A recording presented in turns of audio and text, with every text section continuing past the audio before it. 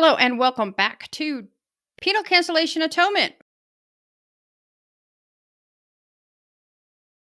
formerly known as Deconstruct and Level Up, formerly known as Level Up Your Armor of God. Why? Because I have ADHD? No.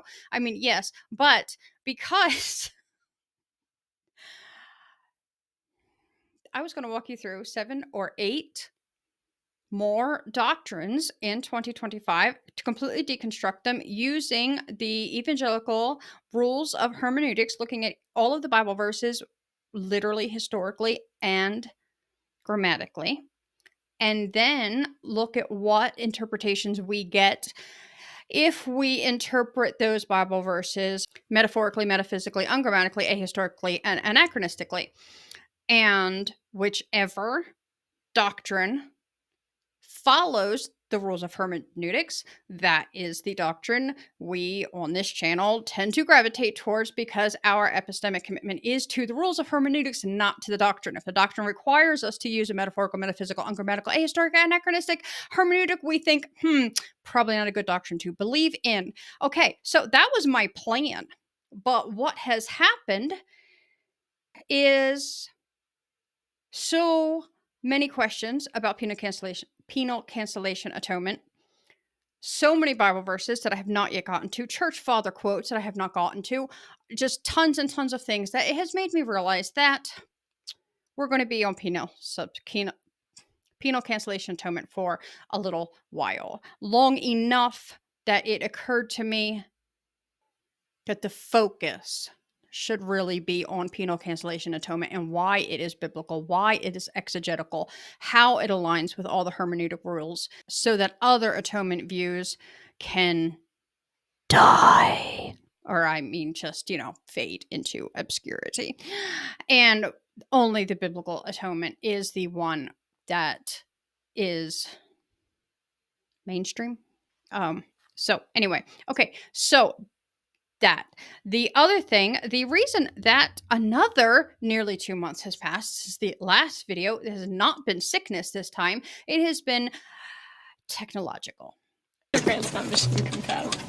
So even last year, when I was putting out videos semi-regularly, I cannot tell you the number of things that would go wrong to make it take 2 to 3 times longer to make a video than it should have. And it was so bad that I jokingly said, I almost called this video the video Satan didn't want me to make. But this year, this past 2 months, triple the number of things that could go wrong. And down to the editing software that I use, the one and only editing software that I know how to use, decided that it would have a funk and the lip sync would be completely off. So my audio would be like, here's my mouth moving, and then I say something. So okay, that's easy. You just, take out what you need, you line it up. You would think so. Then you do all of your edits and then you export her and then you realize, oh, now your lip sync is completely off because it wasn't actually the lip sync in the program that was off. It was just their previewer. So just your ability to make edits because it's actually correct, but you can't see it. If that doesn't make any sense, don't worry about it. The point is that people complained and a new update came out. Well, my computer decides, what update? What update? I know of no update. I'm going to continue having your lip sync issues. So we had to learn a completely new thing. Okay, so and that's just the last massive thing. Okay, so the number of videos that have had to be re-recorded because of various things. I want to tell you a story because this shows you that it's a God thing. I honestly, when I joked and I said this is the video Satan didn't want me to make. Okay, the things that have gone wrong, I honestly, in my heart of hearts, would have said to you, God does not want me to make a YouTube channel. I honestly would have thought, and I don't know if that's because I'm a Baptist. I mean, if that was because I was raised Baptist, I honestly would have said, okay, God is trying to show you YouTube is not what he's calling you to do. Just go write your books. I honestly would have believed that, except for one thing. When I moved into this house, I had no inklings of a YouTube channel. I don't even know if I really was watching YouTube channels back then. So it never even would have crossed my mind to have a YouTube channel one day. I was a biblical scholar and an author. I started going to an evangelical biblical Christian university to get a degree in biblical studies and all of these things. Like that is where my focus was. A YouTube channel was the absolute furthest thing on my mind. Okay, so then I decided to, several years after buying this house, I decided to make a YouTube channel. And naturally, it was the downstairs in the far end of the house guest room in the basement, the guest room in the basement. It was just the most logical place. The rest of the basement is a big open area that's a playroom. So, um, so yeah, it was just the natural choice. So now, like I just said, the rest of the basement is a playroom. Very energetic boys. Okay. And it would occur to me as I'm sitting here and I'm recording, there's no sound. You no top of the voices laughter, no TV sounds, no running around banging into walls, nothing. No sound is getting picked up on my microphone. I'm like, that's pretty cool. Okay, whatever. So then I end up meeting that there was a community yard sale and my neighbor had a friend over. This friend turned out to be the first buyer of the house. We were actually the third buyer. So I never met the in between buyers. But this guy finished the basement. Okay. And this studio was his daughter's bedroom. And he soundproofed it so that she could do her homework. Imagine how many houses in this neighborhood do you think have a soundproof room? Probably zero. So, if it was not for that, I would say God does not want me to make a YouTube channel, but God provided me a soundproof room. So, I am going to assume that everything that goes wrong is not Him telling me give up a YouTube channel and go write your books. I assume that it is saying push through this. And whether it is spiritual warfare or whether it is just technology hates me. Okay, so anyway, all right, so that's the channel update for today. Okay, now another good thing. So the failure of the editing system and my being forced to learn another editing system gave me an idea that would actually cut down on the time it takes to edit, which was the whole reason I was doing a podcast, but that didn't work because of the amount of B-roll I put in and all the mistakes that I make.